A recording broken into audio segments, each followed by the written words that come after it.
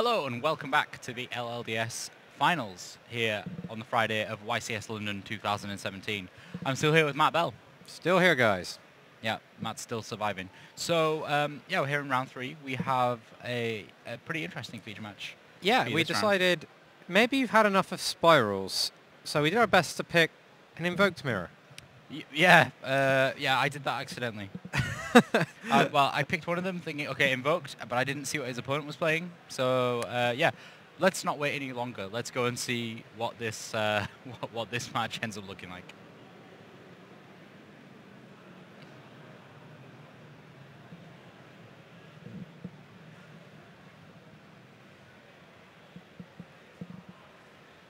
Okay. Yeah.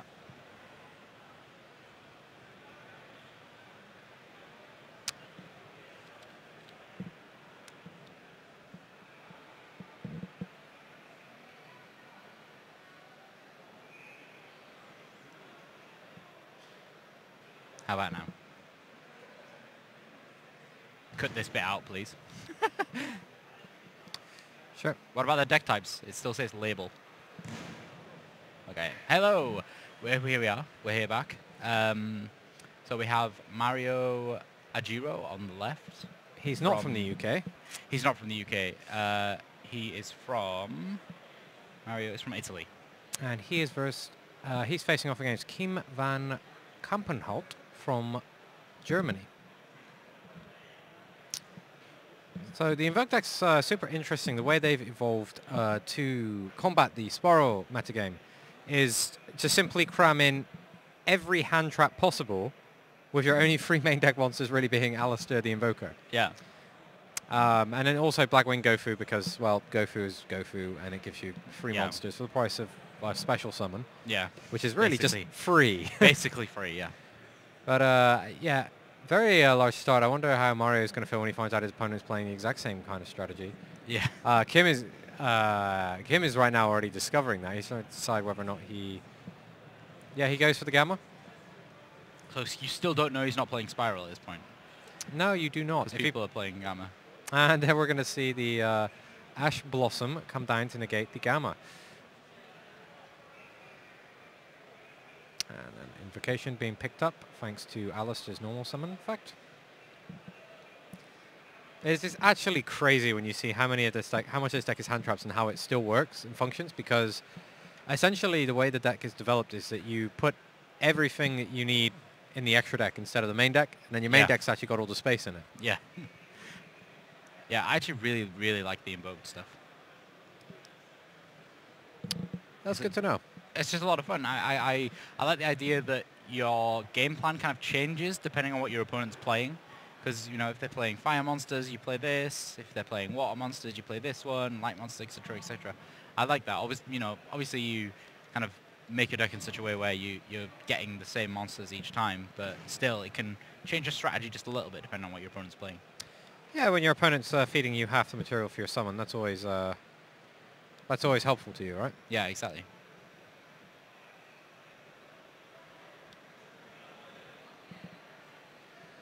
All right, so we're going to see Terraforming number 2 and Magical Meltdown number 2 being added to Kim's hand. Both players now very aware they're doing the mirror. Yeah. Not that either of them have kind of shown any excitement on that thought.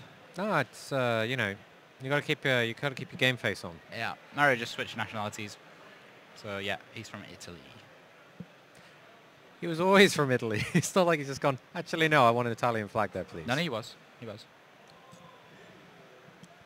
was 4% from the UK, so you know we left for about 4% of the match the UK flag on. That's how it works.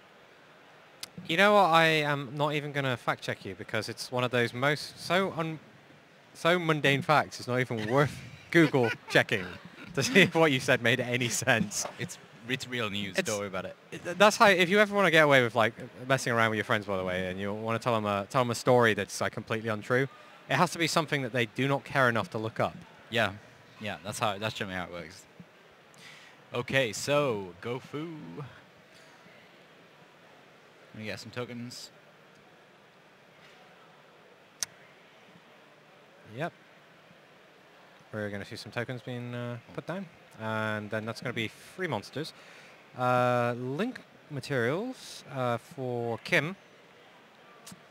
His options are, he's got 2 Link Spiders, Ningrisu, the World Chalice Warrior, Proxy Dragons, Spiral Double Helix is probably to support his Reaper and Winter Cherries, and Decode Talker. So he can go up to his Decode Talker quite comfortably here.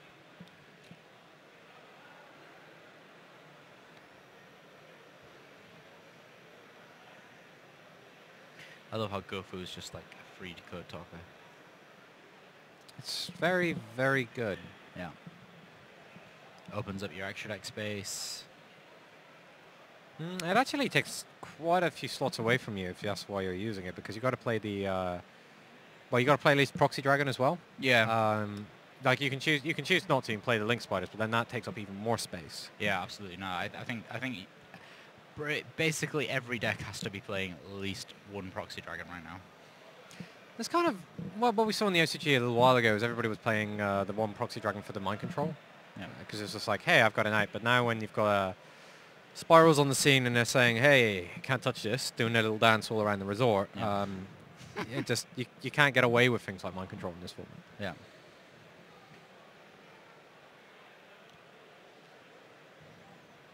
Yeah, we're going to see the implication. It's actually good here. The extra Link Arrow is going to allow additional fusion summons. Yeah.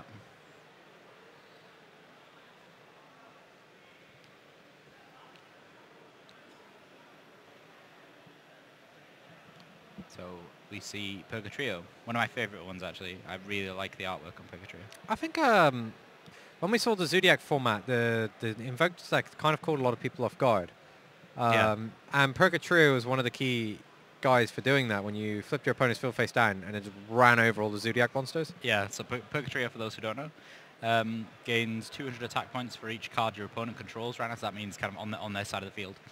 And it can attack all your opponent's monsters, and another effect, when it attacks a defense position monster, it inflicts piercing battle damage. That means it compares its attack to their defense and then deals damage the difference. So, and the Zodiac cards, as Matt well knows, had quite low defense.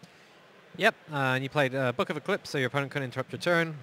Fusion, summon Purgatrio, profit. Yeah, just run over them all. You only needed to run over like 3 monsters most of the time. Sign the slip, please. Yeah. Purgatrio was great. And it looks awesome. I would have never felt bad doing that during last format. No, neither would I. Like anybody who complained and said, oh, that's cheap, I'd have been like, really? Really, guy? Of all the things that happened in this format, the Purgatrio is the one that got you. Yeah, really, bro.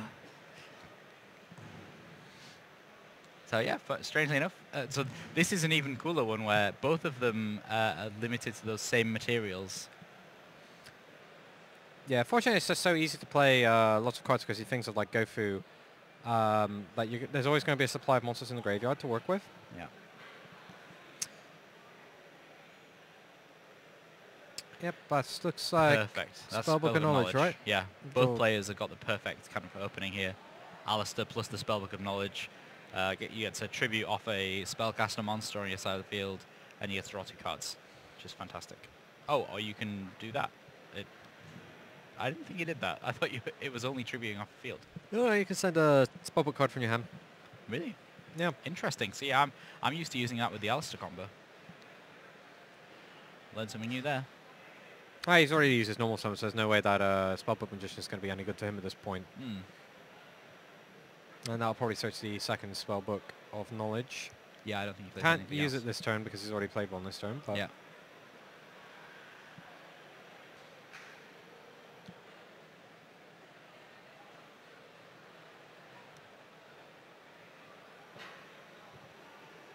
And then Mario follows up with Spellbook Judgment. I was just trying to see. You weren't looking, so I was just wondering if I could. Yeah, no, because you know what? Because I was thinking about making the same joke a minute ago when he had secrets. I was like, yeah, gonna go get Judgment, and I was gonna see what you thought. I feel like the contact lenses would have fell out of my head. Yeah. I'd have been like, wait, well, what? What can't happen. Now I can't see.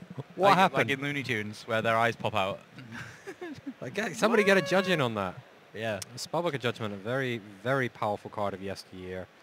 for anybody who wasn't playing around that time. Yeah, go have a look. Go have a look at that. So Mario right now just has the Alistair on the table.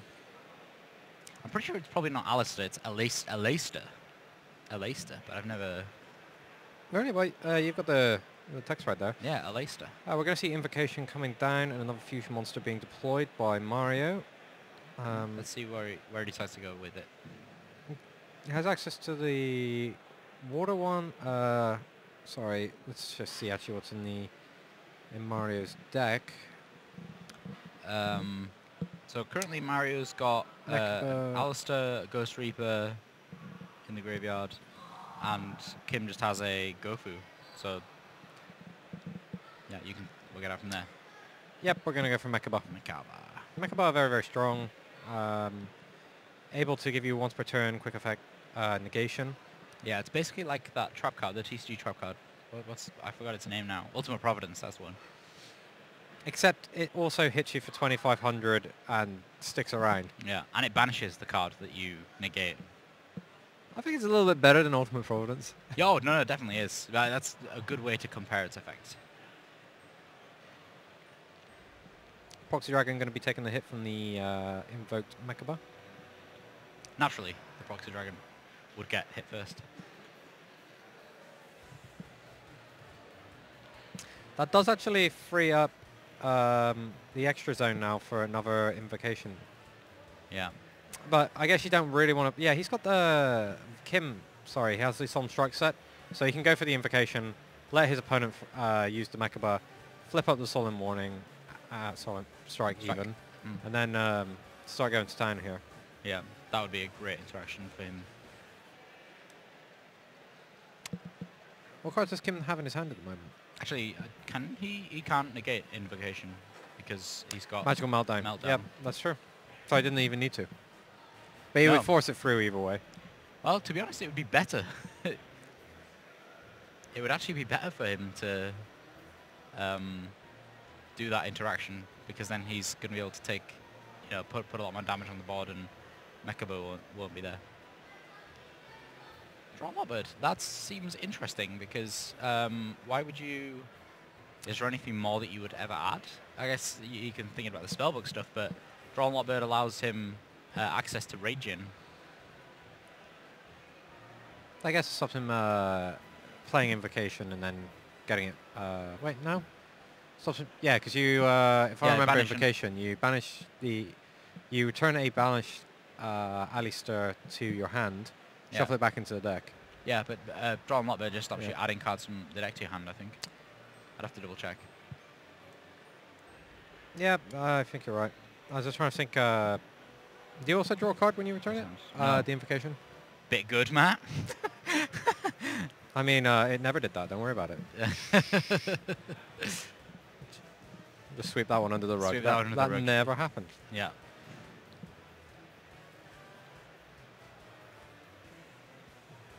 Yeah, I mean, I've not played much of this matchup, but I can see that access to Raging probably makes a bit of a difference. I don't know if Raging is as good in this format, because the Link monsters can't be turned face down, and you have only one extra monster zone to work with, unless you do force out a Decode Talker or a Proxy Dragon. Yeah.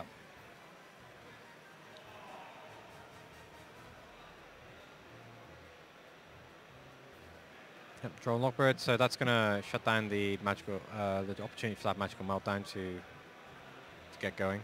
Yeah, absolutely. Which is actually a really big thing here, because if you'd have done it on the Meltdown, that is kind of okay, because then you could still get the Invocation, but I think Kim's ahead here. I think so too. I mean, yeah, if he summons the Alistar, he can't get the other Invocation. No, he's just going to throw it down. Yeah. That's going to be a super awkward fusion summon, because he's going to go for Raging. Unless I'm just completely misremembering the attribute of Drawn Lockbird. I'm pretty sure it's Wind. It is a win. I can see it from here. Ooh. That, it does get the job done in this match by flipping down the Percatria I'm going to be able to run over that. What's the defensive perk trio? It's not a lot. It's like 200, isn't it? Yeah, not a lot. 2,000. 2,000. It had a 2 in it. It had a 2 in it, yeah. Quite far off, but... Nailed it. Radiant's 24, so that's pretty good. 22, sorry. It's got 2,200 attack, 2,400 defense. Yeah, it looks really cool. Radiant's got a huge lightning dagger.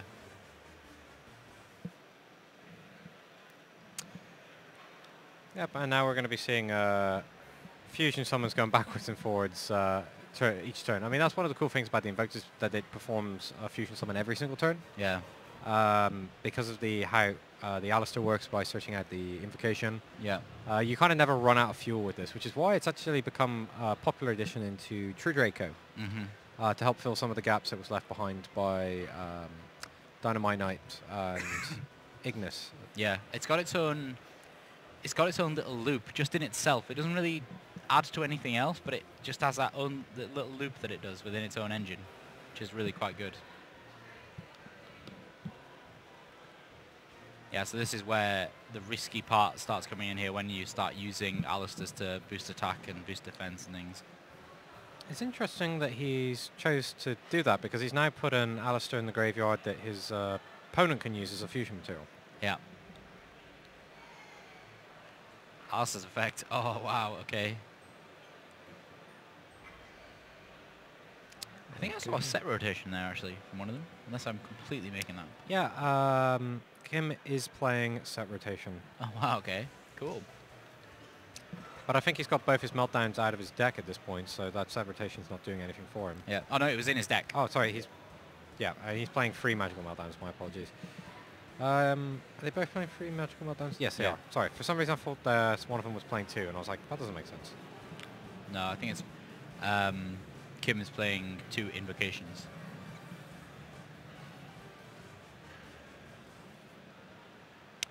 Sounds right. Yeah. See, he could have used that last turn, but he decided not to. Yeah, see, I think this is the most optimal usage of Spellbook of Knowledge. Getting rid of the Alistair, because it's the same, it's going to get banished whether it's in the graveyard or on the field when you use it for invocation. Wow, Kim's hand is pretty big. He has another Solemn Strike as well. But look, it's a hand trap, hand trap. Lots of interaction during Mario's turn as Mario 9 runs further and further behind here. Yeah, Kim's got a bit less life points, but I don't think that matters too much.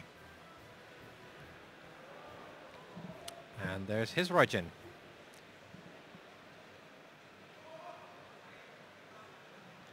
He has so many cards in his hand, and that strike's going to make all the difference. Magical Meltdown number 3, I believe. What were these players' records, did you say before we started? I think they are 1-1 right now. We're in round 3. Yeah, 1-1. It's hard to believe that if your deck is playing 15 hand traps and you're playing against primarily Spiral, that you're still losing some of those matches. Yeah. This just shows how overwhelmingly powerful Spiral is right now. Yeah, absolutely.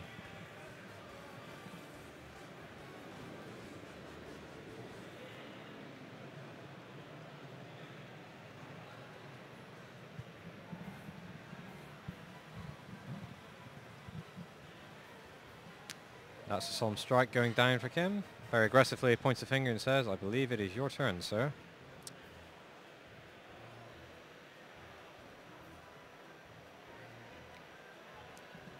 Mario using the effect to flip down his Alistair. Yeah.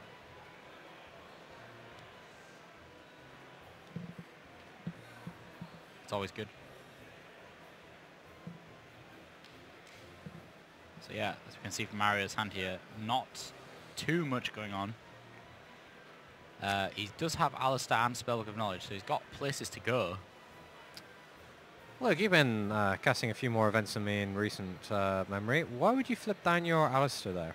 Because then you can, you've still got Raijin's effect during your opponent's turn, and then you can flip it back up next turn and get its effect again. Right. Alistair's just when he's summoned. Oh, he flipped it during his own turn. I thought his opponent drew a card for his turn, and he flipped his own guy face down, and I was like, is there a reason for that?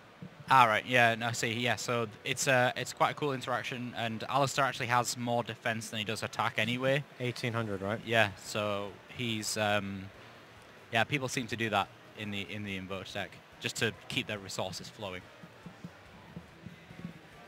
Yeah, when Kim's already so far ahead, just making sure he stays that way is probably... Yeah, that's actually one of the most kind of I don't want to use the word embarrassing, but like unfortunate things when you see players who are kind of they manage to pull out ahead, and then they start playing super safe because they think, okay, don't want to lose. Well, and don't actually commit any of the cards that they've got the lead with. Yeah, and then their opponent's like, yeah, I'm taking the risks, and then slowly but surely they pull ahead, and the player who's now behind is still kind of thinking, okay, I need to play conservatively, and then suddenly the game ends, and it's like, hold on, how did I get behind? That's because they didn't use that advantage. We're not likely to see that from the LLDS finalists here. Yeah, well, if anything, this will be the place to see it in the feature match area where these guys are kind of, under a lot of pressure. Normal summon the Ghost Reaper and Winter Cherries. Is he looking to do some kind of strange play with that? Could synchro up to 8 and make Psyframe Lord Omega. Okay, well, he doesn't have the arrows right now, but... Well, he can use the Raijin. Oh, sorry, yes. That's what you meant, yeah. That's still a pretty good one to have. Psyframe Omega, excellent card. Allows you to, during your opponent's standby phase... Is it during either play standby phase or just your opponent's? You get to return a card from Banished back into your graveyard. Let's have a look when it loads into our app here. And it can jump out of play, so you can banish it to banish a card from your opponent's hand at random, and just temporarily. Then when it comes back, it goes back to your main monster zone, so it doesn't even sit around taking up your extra monster zone. Yeah. And he's basically a huge electric dude on a floating skateboard, so how do you not want to play him? So that was clearly the most important part about the card there. Yeah. Yeah. It's made of electric. So you never noticed that? No, notice what? He's on an electric skateboard. That's what you were looking at clearly just now. No, actually looking at the art of the cards is one of the last things I get to do. So at that point, it's kind of they look weird if the artworks don't come out the way that I thought they were by the names we were using in testing. It always just messes with my head. I'm like, yeah, that's the right guy.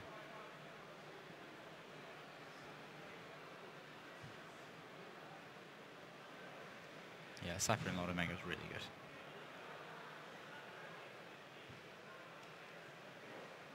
So yeah, I think Kim is actually, is doing what we said, taking advantage of the kind of being ahead situation.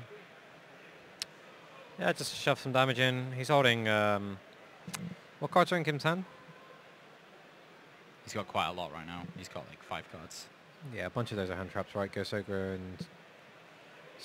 and Snow Rabbit, and another Alistair for additional attack. Double Invocation and Gamma, which he can't use because he controls monsters.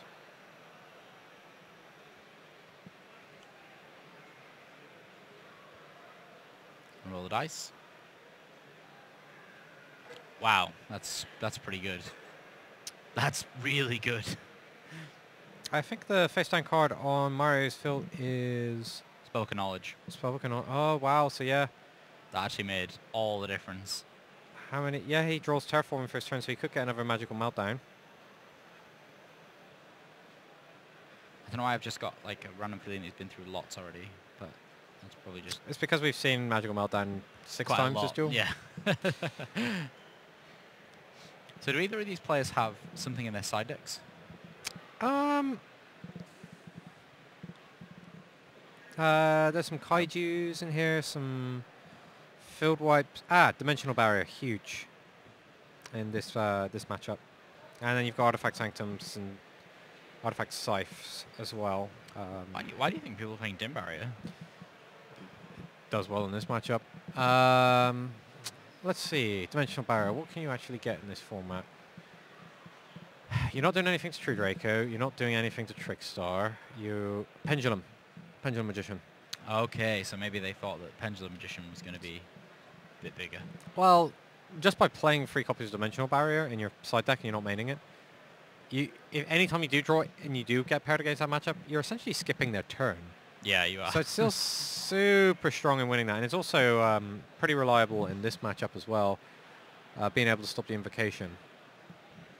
Yeah. So Mario had no more Alistairs in his deck to find with that magical meltdown. Hence there seemed to be some kind of minor confusion before the end of the match there. That's the way it goes. Kim just pulling further and further ahead, and then Mario just running out of cards. Just like, yeah, I can actually move. This one Ghost Ogre and Snow Rabbit in my hand does nothing. Yeah, absolutely nothing. I mean, at the very least, if that Omega had not hit the Alistar, he might have been able to do something. Yeah, looking over the cards, even if going second, I'm not sure Evenly Matched is very strong against Invoked, when Invoked are quite happy to just sit with one monster until they're pushing out harder. Yeah. Kim's actually playing Storm Scaldings. Yeah, both are playing Dimensional Barriers. These probably come in for the player who's going first. Like, if you're playing this deck, you're super happy to go second as well because you've got so many hand traps.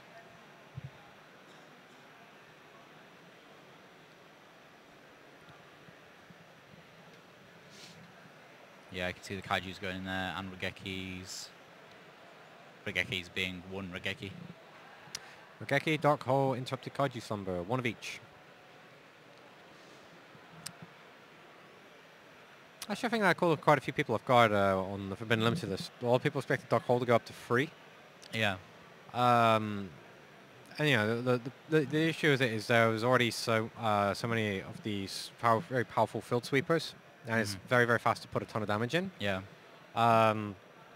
We had decided to rein that in a little bit by dropping... so you can have one of each. It makes it so if you want to commit to the Kaijus, it can be a little bit trickier as well. Yeah. And it's not just a case of like it's very easy. Hey, I'll just go straight in my side deck. 3 Dark Holes, 1 Mogeki and stuff. Yeah. No, I think when you have like 4 or 5 field wipes, it's quite a lot. Well, you got decks that are already playing like main deck monsters or extra deck monsters that can have this effect on the game as well. Yeah. And that's why, you know, it was just a bit much. Back in 2014 when we had, or was it 2015, when we had Excite on Night. Excite on Night was a super interesting kind of card for Yu-Gi-Oh! Meta. Excite on Night is in some ways similar to Evenly Matched, right? Yeah. And, well, it just destroys the field and ruins one player's day. Yeah. Yeah. Very powerful Xyz monster. Yeah. In terms of where the game was at that point, I think him being a level 4 Exceed monster was just crazy good. Yeah, well, rank 4 was the one to go. Kim just setting up a card in passing. Mario, on the other hand, opening with Drawn Lockbird, Ghost Ogre, and Ghost Reaper and Winter Cherries. Oh, interesting. I wonder if you played around that Ghost Reaper and Winter Cherries by just not summoning a monster.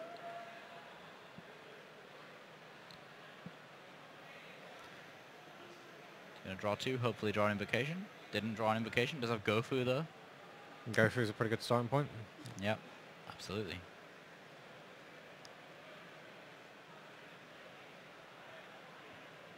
Having a quick check.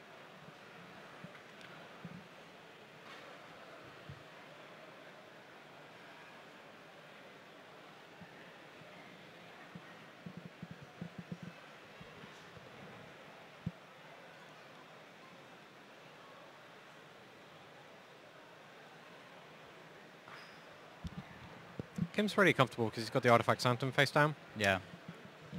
Which means he can just easily spring the Artifact Scythe and then stop an Invocation going off. And no further plays from Mario, so let's see how Kim decides to follow this up. Yeah, so Kim had an Artifact Sanctum to stop any potential problems. Draw pass. Wow. Maybe he's planned to pull off his Ghost Reaper and Winter Cherries first. Yeah. He has Pot Desires as well. Noticeably, he chose not to play that. Yeah, I've got a feeling he's holding for something here.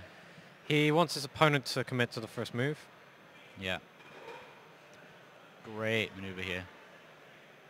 I'm going to see it. Yeah, so it's going to see Scythe, obviously. And then possibly set Scapegoat pass. Scapegoat I really like now. It's actually one of those ones with so the strong. introduction of Link monsters. Yep, we're going to see it. Why would you normal summon the Drawn Lockbird? Spellbook and knowledge. Spellcaster. It's a spellcaster. Yeah. Even though it's called Bird, it's not a winged beast. No, it's There you not. go. Yeah, yeah, there's a lot of stuff like that. I don't know. It's just one of those things I took for granted. But yeah, Yeah, spellcaster. do you know what? I genuinely, until literally that moment where he played it, I did not know the type of Droll and Lockbird. It was never relevant until just now. Huh, there you go. The things you remember in the middle of a feature match. Yeah. It's probably why we're on this end and not sat on the table winning. So Yeah, there that's you go. true. That's true. Yeah, now that I think about it, Drawn Lockbird kind of looks like Raging Flame Sprite. It's got like a little wand. There you go. It's a spellcaster. Explains it all. And there's the Ghost Reaper and Winter Cherries. Mechabuzz being stripped away from Mario. All 3 copies. That is pretty strong. Mechaba is massively disruptive, and it's very easy to make sure you always have like a monster and a spell Yeah, that you can negate. that's rough. So I think Kim's gonna play some stuff now, right? He's got to start coming to the field here. What a hand. Max, he's literally got 5 hand traps in his hand.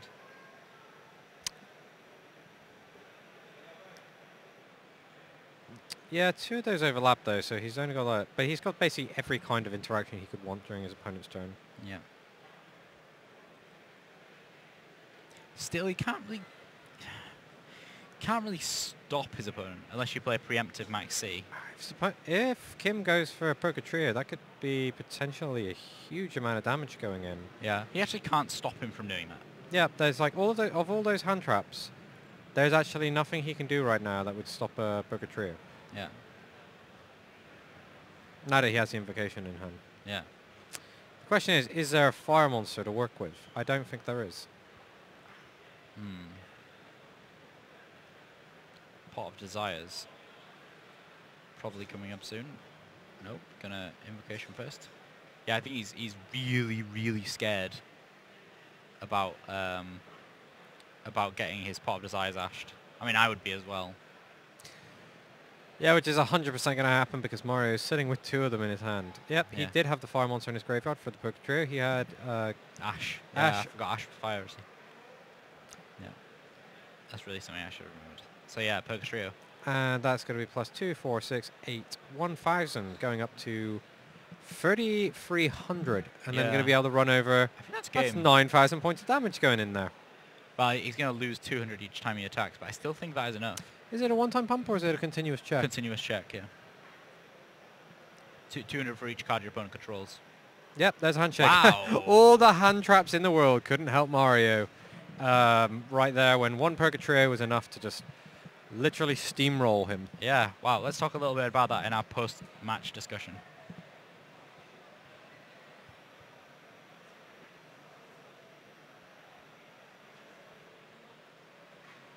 And we're back.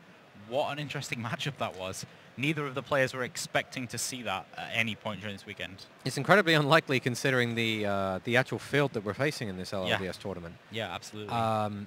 But yeah, just right there at the end, Gofu was a risk. As soon as he gets hit really by was. the artifact Scythe, you could just see Kim sat there just going, I know about this trick. I know how I'm going to win the game next turn. I just need to make sure you don't interfere with that somehow. And Yeah. Poker Trio. Yeah, absolutely. Doing his And thing.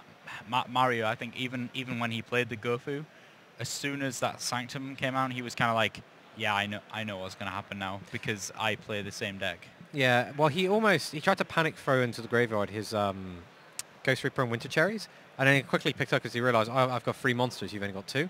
Yeah. I can't do that. He was 100% going to go for the Poker Trio in that situation. Oh, yeah. There's like no other card he would have possibly considered calling because he knew that's how he loses the You game. want to take that away from him straight away. No question about it.